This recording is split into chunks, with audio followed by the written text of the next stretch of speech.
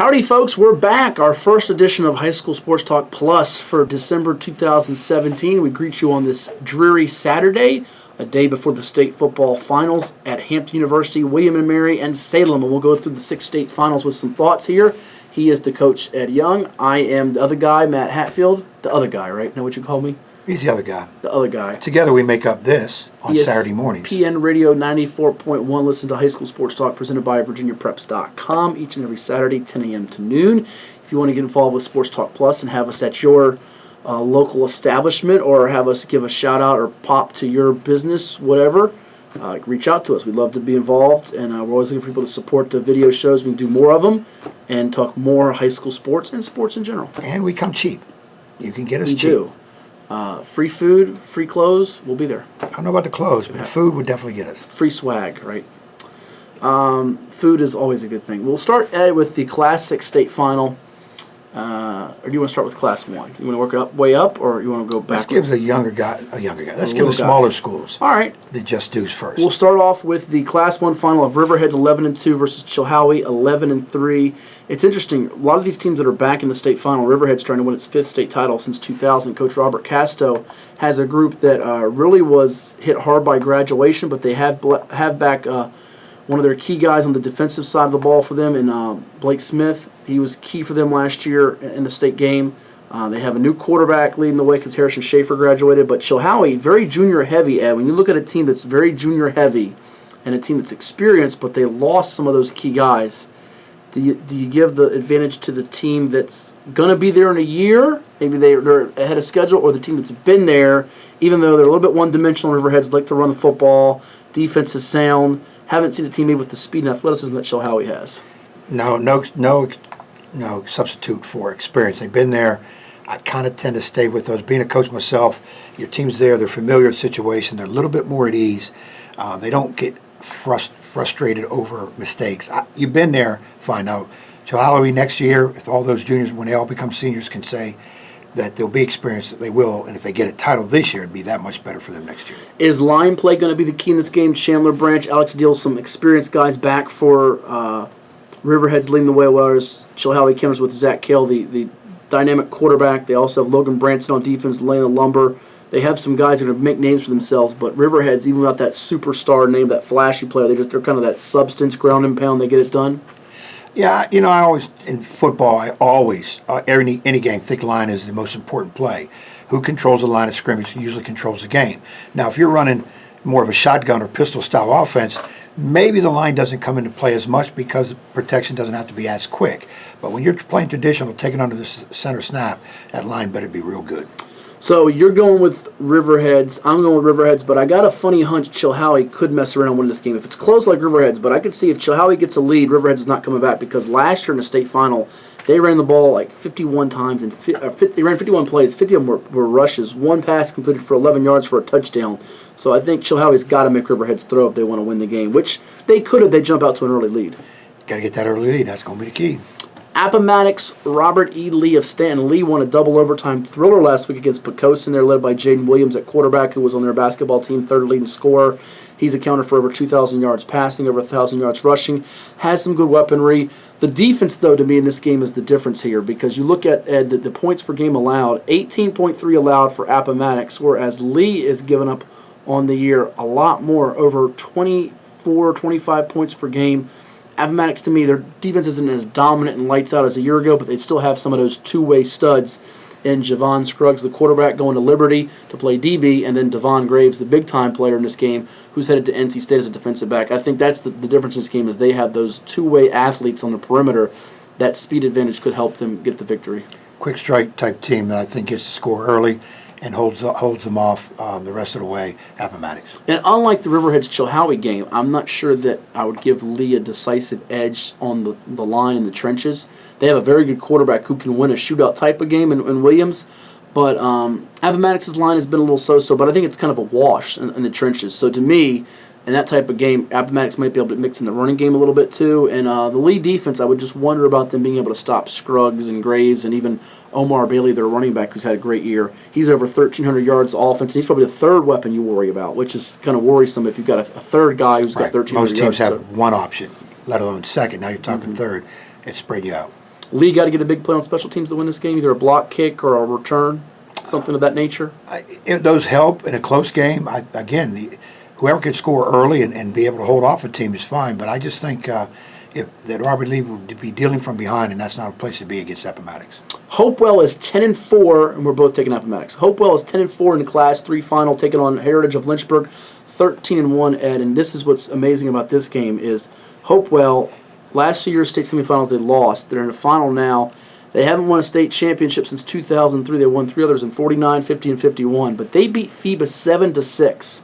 So you say right there, their defense can rise to the occasion. This is a tall task against Heritage of Lynchburg, which has Elijah Davis, who is the single-season record holder for rushing touchdowns now, or total touchdowns rather, with 60. 60 touchdowns. That's more than Ronald Curry, by the way. That's astronomical. Those are video game numbers. 3,367 rushing yards this year. That broke Thomas Jones's record, and we saw him go play at UVA in the NFL. And then also 366 points scored for. So, as someone said to me this week, well, who else touches the ball for them? That's it, right? He's the only guy you got to worry about, right? Well, they got a quarterback who's got 1,500 yards in Jabari Blake, transferred from Northside, 15 touchdowns, 2 intercepts. So they have balance. Yes, they do. Yes, they do. Listen to that. They can run or throw. They can beat you either way. This is Hopewell's biggest defensive test, is it not? Question. And they've played Dinwiddie, they've played Thomas Dale. Will those matchups help them for this? They will, but once you get in those trenches and it's this game being played, you have to go ahead and be able to quickly make changes in the middle of the game, obviously against who you're playing against. What's going to work for you, that you have game plan and it's not working, okay, we throw it out the window, you have to come in with something else. I haven't seen anybody pick Hopewell yet. You're picking Heritage Lynchburg by 10. I got them by 15. Danny Lewis, our Richmond correspondent, got them by 11. And I bet Heritage Lynchburg, that is. VHSL Reference picks them by 18. VHSLReference.com, the simulator. It's weird to say that because Hopewell has sort of two of the big names in terms of college prospects. Greg Cuffey, the quarterback, defensive back, going to William & Mary. And they had the running back and Ronnie Walker going to Indiana, and they beat Phoebus. But it seems like everybody's picking Heritage with what they did against Stanton River and the fact that their offense is just putting up crazy numbers. Yeah, and that's kind of why I'm doing it. Again, when you get in a state championship game, I really think both teams have great chances to win. But I feel with what they have, Heritage has, that's a team. Is this a game where for Heritage Lynchburg, do you need somebody else to make a big play knowing that they're going to key in on Davis? Yeah, you would like to have that because if you're always going to lean on your stud and something happens, injury, hopefully that wouldn't happen, or the team really does a good job of shutting them down, you can't get this far and that be your only option. I'm sure they got 2, probably 3, maybe even a 4th option of what they would do, and I think teams that get this far do have that. I think the biggest thing for Hopewell too is sustaining drives. Even if they can't score, they got to keep that offense off the field watching. Even if it only gives you 3 or it tilts field position, that's the biggest thing. Because sometimes you always talk about we got to get points out of this, but if you move the field position, that can keep the score down because I feel like their defense can contain them, you just can't stop them. They're just that explosive offensively. Moving on to the Class 4 final, and this to me, and this is no disrespect, Ed, to the other games, great games in 5 and 6, you got 4 teams going for three-peats. This to me, Louisa versus Salem, is the best matchup in the entire field. Because you have the great storyline of Salem going for a three-peat. They have the most state championships in VHSL history outside of Hampton High. It's a storied program. They've been there now 4 straight years. And then you have Louisa, who's undefeated, one of just 2 unbeatens remaining along with Westfield. Their coach, Mark Fisher, is coaching his last game. He's battling cancer. He was told he was going to die in October. Job Whalen, the running back's mom, passed away because of colon cancer. Their lion, Bubba the Lion, even is no longer with us. They had a caged lion on the sideline. It's an atmosphere at Louisa. You've never been there. I was there last week. It's tremendous at the Jungle. They have become the sentimental feel-good story and pick here. Do they have one more great game in them? I can see that. You picked it. I can see that. And that's kind of how I feel. This one, I don't like to pick games right on emotion. You've got to get in the trenches and play it. But I feel this one is going to be complete. I really do. And picking maybe more from the heart than the head, but I really think they can do it. Yeah, I think the key for Salem's going to be offensive. They've got to attack the secondary of Louisa because that might be the one possible chink in the armor. They have the great linebacker and Brandon Smith, the junior who's getting recruited by every school in the country, Alabama, Clemson, Notre Dame, who you'd love to see him go to, and many others. Malik Bell, quarterback, is built so strong as a linebacker and offense. He's hard to bring down. I think Salem's got to hit some plays, and they have a receiver in Viante Tucker, who might be the most underrated player in the state. Had over 100 yards receiving last year in the state final as they beat Dinwiddie. 8 catches, $141, and a touchdown in that game. On the outside, he could be a difference maker. I'm going with Salem. You're going with Louisa. Salem, though, it's amazing they're back in this game given they lost a ton of seniors, like some of these other teams did. But more than that, they got beat by Blacksburg by a running clock margin this year, and then they avenged that loss in the playoffs. So many of these teams are here at this point. They lost to a team, they saw them again, and they beat them again, or they beat them in the rematch. This one most shocks me because they lost by a running clock to Blacksburg, who's got Cole Beck going to Virginia Tech, and then they turn around and just walloped Sharando, who's got a good quarterback, and Hunter Ensminger, the grandson of Mark Mosley, the old Redskins kicker. And I think Salem is playing its best football right time of the year. And Louisa, they've come from behind against Dinwiddie, they've come from behind against Monacan, they've been resilient. This has the makings to be an all-time classic. I like that. And my other point is, you mentioned about a lot this year, teams beat somebody in the regular season and lost to them in the playoffs. That's kind of ironic. And then you're talking about the other thing that is so many teams, 5 teams are going either for a repeat or three-peat. Yeah. That's amazing when you think about that many at one time. By the way, my gut feeling with that 5 teams going from the repeats, 3 are going to get them. I don't know which 3. Based on my picks, you'll find out. But I really think 3 will get them and 2 are not going to see it. What's Louisa got to do to win? Is it just ball control? Yeah, Bob, do what you've done to get here now. Obviously, in playoffs, a lot of times you're not going to see the ball slung through the air a whole lot.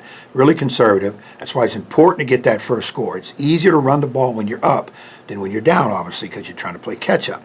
And then you have to really stand in there with solid defense. What has gotten you here, and usually with these teams that get in the state tournament, whatever sport, any team sport, your defense usually has helped get you there. They got to play it. I think they got to be a little bit more conservative on defense too, not so sell out and be aggressive for the big sack play or the interception play. And to me, the time of possession stats going to be the most telling in this game because they were able to keep Lafayette off the field a week ago, got up to the 17-0 lead, held on. Salem's a lot harder to really control that time of possession because they're similar too, and they want to run the ball and use that to set up the pass. Yes. Moving on to the Class 5 final, Tuscarora versus Highland Springs. If you went on regular season results, Ed, you would have thought that we might see Hermitage against Stonebridge in this game, although Highland Springs had beaten Stonebridge the last 2 years in the final. But Highland Springs graduated 22 scholarship football players to college. 22, this is amazing. So they always say, do you want a coach that can get state championships or get kids to college? Well, Lauren Johnson's doing both at Highland Springs. Pretty good. That's a great job. And you saw them last week against Nance Minerva. Their quarterback, Devontae Waller, has been terrific. Their wide receiver, Billy Kemp, as well. Continuing that lineage of great receivers they've had with Greg Dortch, who's now at Wake Forest, Kevon Wallace, who's at Clemson. But Tuscarora, they're a team that has that never say die. They've won 3 playoff games in a row by 3 points or less. Had that wild Hail Mary touchdown pass at the very end to beat John Champ with Justin Allen connecting with Adam Thorne. You get the sense if it's close, Tuscarora will find a way to pull it out, but Highland Springs has to jump on them early. They can't get penalties, they can't get turnovers. They've been from behind double digits against both Hermitage and Nance Minerva. Do that against Tuscarora, I think it will bite them. True, and now they got a quick strike offense. I mean, when they line up and spread you, they've got receivers sometimes double on both ends. They can get the ball out there. And they got that bruising freshman fullback who is hard to bring down when he goes up the middle. So I like Highland Springs a lot. Yeah, I'm prejudiced because I saw him play. I've not seen Tuscarora, but I was very impressed with Highland Springs, and I could see why. Of course, I saw them last year a little bit when we had our radio show up there at HU, and then they came on the field, watch them warming up. I like watching teams warm up, give you a little indication of what they're like. Even their warm-ups are crisp.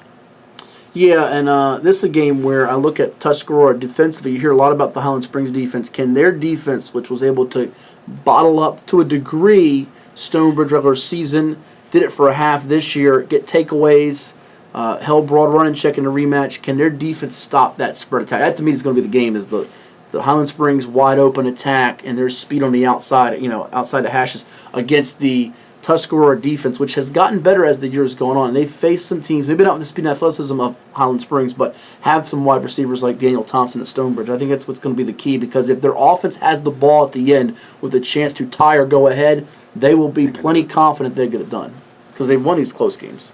So you like Highland Springs, I like Highland Springs.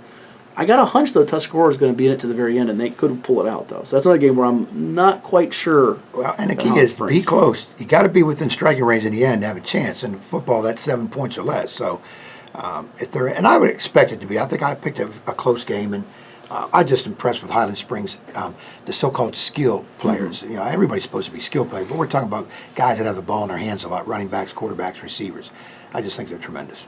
Yeah, I think this is a game where it's hard to get a feel if it's higher scoring, lower scoring, if it favors either team, because Tuscarora has won both of those type of games, as has Highland Springs for that matter. So, but you're right. I think if Highland Springs three-peats, it's the most impressive of the three-peats, given just how many college football players they lost, which is just incredible. Although not far behind is the last game we'll talk about today, the Class 6 matchup. The Westfield Bulldogs, one of just two unbeatens at 14-0, taking on the Oscar Smith Tigers, 12-2.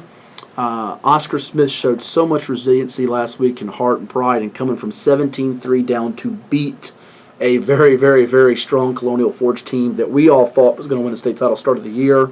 They end up knocking them out for the fourth time in 5 postseasons, whereas Westfield, they continue to just bottle people up on defense. They've held every one of their playoff opponents to 14 points or less. That's playing great defense.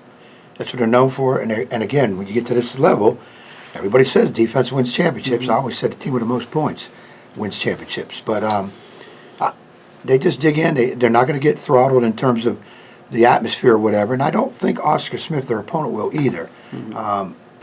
Both these teams have a ton of players that have gone through this process before, and I just think both teams are probably excited to play each other because of what's happened in the past. Was it double overtime last year? Triple overtime? Yeah, triple overtime 2 years ago, Yeah. double overtime last year, yeah. What do you boil this game down to? What's going to decide it for us? Well, Oscar Smith's got to put a lot of pressure on the young quarterback, Noah Kim, who's already being recruited by some of the big boys. Michigan State, one of them off the top of my head. You just got to keep him guessing, keep him moving. Don't let him set his feet. Don't let him move his feet in terms of running.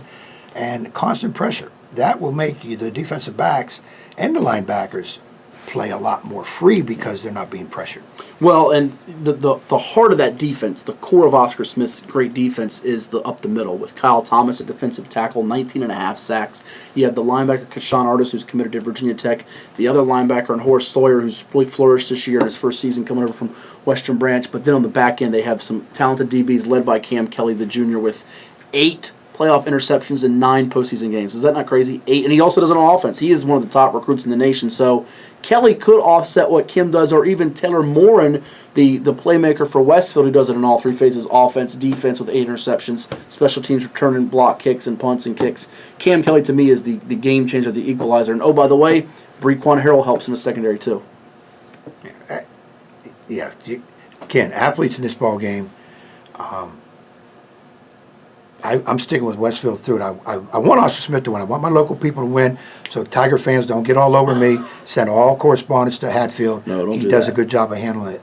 But I'm the Kelly Heckle kid. you at your basketball game next Tuesday night. They can do that. But the Kelly kid, the ton of interceptions he has, that's amazing. It is. But that means he's in the right place at the right time. He has a knack for the ball. What gives Westfield the advantage? Is it just their physical play up front and their depth, because they can just rotate bodies in, and they have a fearsome defensive line led by Nolan Cockrell. And the Oscar Smith offensive line has held up well, but they probably haven't seen a defensive front as physical and as dominant at all 4 line positions. They have 4 guys that can push the pocket and maybe affect the Smith offense to a large extent. Yeah, you're going to have to. You got to get in there and move the quarterback, get him off his feet. Don't let him get comfortable in the pocket. And you got to make more people block. Well, who's going to play quarterback for Smith? Will it be Dom Brooks or will it be Cam Kelly? Because Kelly did come in last year. That's sort of a mystery. That's kind of a mystery. Maybe that's what they wanted to prefer it that way, so their opponent doesn't. Or could Brequan Harrell be thrust into quarterback? I don't think they want to put him there. You never know. He played it this year for Western Branch. That's right. He was, so you never know. That would be a wild card, and they haven't seen that on film. They saw him break up a pass right. in the third quarter of Colonial Forge. That could be that trick up the sleeve of the Tigers. Those wily Tigers. Well, I'm going Oscar Smith, and here's why. You got Westfield, it's a smart, safe pick. It makes sense. I don't feel like Westfield can use that running game with Eugene Asante, who's really good, to set up the play action and the passes down the field. Now, if they do, I think Westfield wins it. And the key could be, as we talked with Andy Hayes about this, maybe they line up Nolan Cockrell, their defensive stud at fullback, so he can block Thomas and get some running room, some daylight to Asante. That's good. It's good. Some He'll strategy. be the counter. There's a lot of chess pieces in this game. When you're right. Cockrell, When they're this good, Harrell, yes. Kelly. There's a lot of chess pieces in this game that make it interesting. Very fascinating game in class. I think there's a lot more. The game with the most subplots and storylines is the Westfield Oscar Smith game. The game that has everybody talking, as far as the game you want to see, is Salem Louisa, just because of the whole off the field with Louisa's coach, the battle he's gone through, that whole team, and they're trying to win a first state title. So I think that game is the most intriguing game. The storylines, the talking points might be the Smith Westfield game. And, we haven't talked a whole lot about it, but the third phase of football, special teams. I could see Oscar Smith and Westfield coming down to a special teams play that makes the game won or And the lost. last 2 years, Westfield had a automatic kicker in Brian Delaney, who's now at UVA. Smith's special teams have been an adventure all year, roller coaster up and down, but maybe this is a game where Kelly or Shaquem Hussey or somebody breaks a big return. I totally agree. Special teams is going to have an impact in this game at the end, and it might come down to somebody going for 2 at the end because Westfield's extra points have been shaky. Smith's kicking game has been up and down. It might come down to someone going for a 2-point conversion. Can you stop it or can you convert it? That's going to be the key because, as they say, when you're evenly matched offense and defensively, special teams comes into play. I always think it comes into play regardless. You get the right type of returners, and of course, when I think special teams, I'm thinking so much kickers, kickoff, field goal, punt, or whatever. How good they really are, and a great punter can really help your defense by pinning people back. And if you have a great field goal kicker, you can stop your drive at the 30-yard line if he can knock down that 35, 40-yard field goal. That's not a problem. Most high schools, you got to get on the goal line and hope your kicker gets a 10-yarder in. Well, next time on High School Sports Talk Plus, we'll be talking some basketball, the round ball, as we Hoop time. Look to some hoops action around the state of Virginia and especially here in the Hampton Roads area. But to recap the football state championship picks, Ed and I both have Highland Springs winning over Tuscarora, Heritage Lynchburg over Hopewell, Riverhead's taking down Chilhowie, and Appomattox winning over Robert E. Lee of Stanton. Ed's taking Westfield. I got Oscar Smith. Tiger fans put the hex on him. And that's Daryl. He can't put the hex on him. Daryl put the hex on him. Daryl put the hex on him. And the other game... Moore's on in this. Well, they might be soon. You never know. And they will basketball time, I think. They're really good. I think they're a good team. And the other game we disagree on, Ed's got Louisa in overtime. I got Salem in double OT. So we could have a lot of extra fun. We'll talk to you next time on High School Sports Talk Plus. Tune in every Saturday, 10 a.m. to noon to ESPN Radio 94.1. Happy holidays, folks.